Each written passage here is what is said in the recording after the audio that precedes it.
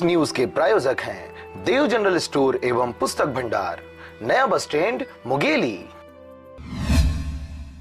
राष्ट्रीय सेवा योजना राष्ट्र की युवा शक्ति के व्यक्तित्व विकास हेतु खेल मंत्रालय भारत सरकार द्वारा संचालित एक सक्रिय कार्यक्रम है।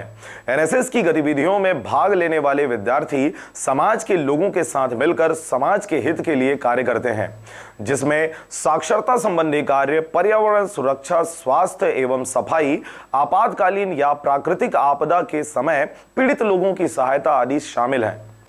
विद्यार्थी जीवन से ही समाज उपयोगी कार्यों में शामिल रहने से विद्यार्थियों में समाज सेवा या राष्ट्र सेवा के गुणों का विकास होता है।